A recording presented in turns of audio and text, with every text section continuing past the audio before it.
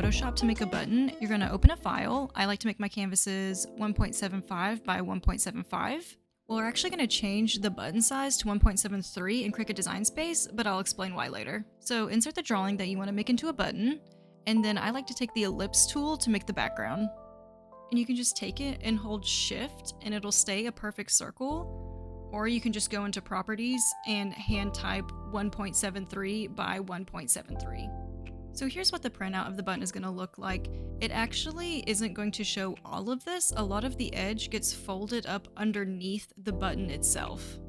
The face of the button is actually only 1.25 inches, so to make sure that our artwork is fitting within that, I'm going to take another circle, and then I'm going to turn off the fill, add a stroke, and then make sure the stroke is on the outside. And then center the circle, and then you can see that your design is perfectly inside the button still, and it won't be bleeding over the edges. So once you have the design the way you like it, you can go ahead and turn off that inner circle, and then go ahead and save this as a PNG. And now you're ready to take it into Cricut Design Space. Alright, so let's say you don't have Photoshop, but you still want to make a button. So you can actually get a free version of PowerPoint, and you can use that to make a button instead. So all you're going to do is upload the image that you want to make into a button. Here I'm using my Meowdy Folks print as the example, and all you're going to do is select it, and then select this down arrow next to crop, and click crop to shape, and then select the circle. And obviously that is not the size or shape that we're going for, so if you re-click that down arrow again, you can go to more crop options and then type in the 1.73 by 1.73 over here on the side. And now that we have the size that we want, we can drag it around to perfectly fit where we want it cropped. And I think that he looks super cute right there, but remember that it's only going to show 1.25 inches and not that little outside part, so we need to make sure that he is lined up within that. And we're going to just do the exact same thing that we did in Photoshop, where we add another smaller circle on the inside to make sure that the image is where we want it. So we're going to go to Insert Shapes, and we're going to draw a circle, and then by width and height, change it to 1.25 for both. And then you're going to select a black outline and no fill. And then all you're going to do is center that small circle on top of the image to make sure the sizing is how you like it. And personally, I think he looks adorable and perfect, so we can go ahead and delete that black circle. And if you're like me, you want to use the entire page to fit as many buttons on there as you can. But before you're able to move him around, you do have to exit out of the Format Picture dialog on the right. So what I do is I take one, I copy and paste them all in a row, and then I take that whole row and copy and paste it all the way down the page. And I completely forgot to mention this earlier, but you're going to want to make sure that your slide size is the size of a piece of paper, and you can do that by going into Design, Custom Slide Size, and changing the width and height to 11 by 8.5.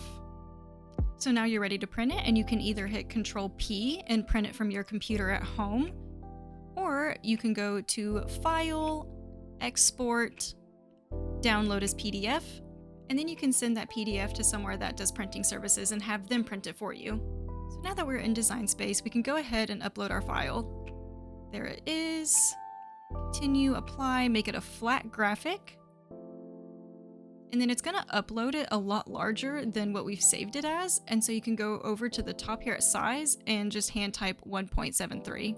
And the reason we're doing 1.73 instead of 1.75 is because I found 1.73 fits in the button maker a lot easier and smoother than 1.75 does. You kind of have to like smash the paper with 1.75, and you don't want to have to do that. And to see how many I can fit on one page, I just copy and paste a whole lot of them and see how many fit on one sheet. Alright, so let's see how good I guessed. It looks like I can fit 1, 2, 3, 4 more, and there are already 2 on the other page, so I only need to paste 2 more. So I'm just going to move all of these onto the other sheet. And you might be wondering why if this page is already full, but it's because I can actually squeeze them between these rows. And personally, for me, I like to save as much paper as humanly possible, because I do not have the money to just be wasting on good paper. Alright, so now when you go to send it to your printer, you're going to want to make sure you add the bleed. Allowing the bleed just means you copy whatever the edge pixels are and you push them out a little bit extra, so that way if your Cricut is slightly off, you won't be able to tell. Alright, so you're just gonna select your printer of choice and then send it to your printer. And sometimes the one on the edges will have the print ever so slightly cut off, but that's okay because it's the very edge of the print, and again, it'll be underneath the button when it's fully assembled. So I use glossy cardstock for my buttons because I think the ink quality looks the best on glossy paper, so I choose photo paper as the base material. So I personally reuse the same cutting mat for months and months, if not years. I think this is only my second cutting mat in having my business for like 4 or 5 years. So I have to tape the edges. Don't worry about that. If you do tape the edges, just don't put the tape too close to the black lines because then it will mess up the read and it'll cut way funky. So all you do is just line up these corners the best you can along the wall. As you can see, I barely went over the paper, just enough to hold it in place, but far enough away from the reader lines that it's not going to mess anything up. But now all you do is send this through your Cricut and it'll read it and cut them all out for you. I also heard someone have a great tip to close the top of it when it's cutting and reading so that there's no light coming in and reflecting and messing that up at all. It's just creating a nice cover to make the cuts as precise as possible. Alright, let's see how it did. Hey, it didn't do too bad. But you can see why I said to definitely allow some bleed, because you can see that it's kind of a little bit off center, but since we allowed that bleed at the beginning, you're not going to be able to tell on any of these that it messed up. But let's say you don't have a Cricut. The button maker that I'm showing today comes with a circle cutter that is exactly the size that you need for the button maker. So all you have to do is push this guy. You can loosen it and adjust it anywhere. Just put it as close to it as you can and then retighten it. And you can also just pop it apart so that you can take this, place it exactly where you want it, pop it on top, hold it in place, and then just spin the cutter around. So this handy dandy little guy perfectly cuts out little circles for you for the button maker. And there is some white trim on this one, but that's okay because this is all going to get folded under with the button maker, so you won't even see this part. And maybe you bought a button maker that doesn't have one of these, or you don't like using this thing, you can also just very easily hand cut a button out.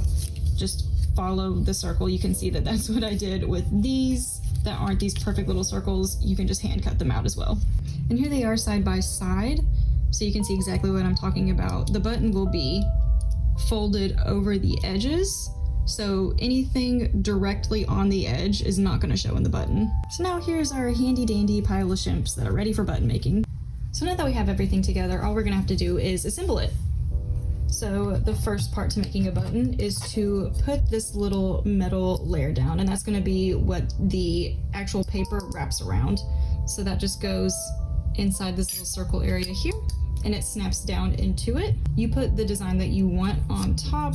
I like to just kind of dust it off to make sure that no dust gets trapped underneath it. And to make sure that it's perfectly straight, I kind of just have like a little marker here to try to line it up the best that I can. And then again, dust this off the best I can, because I have had like dust and hair get caught between these two layers, and then it's unusable at that point. There we go. Put it under there and then push the handle down. I personally like to push the handle down on the floor instead of the table, because for some reason it's so loud on the table and it's not loud at all on the floor. So when you swing it back, the button's not going to be in here because it's in the actual maker, like waiting for the backing to be put on. So I have a little note here. Don't know if you can see it. It says hook on left side.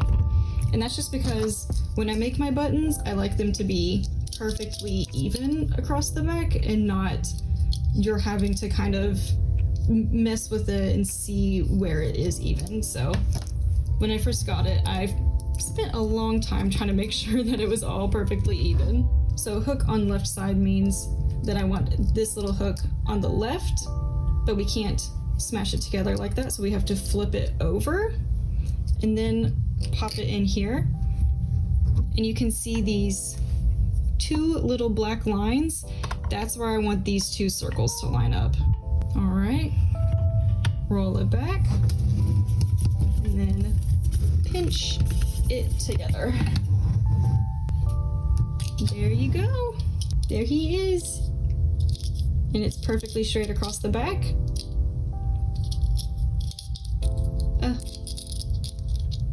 Easy peasy.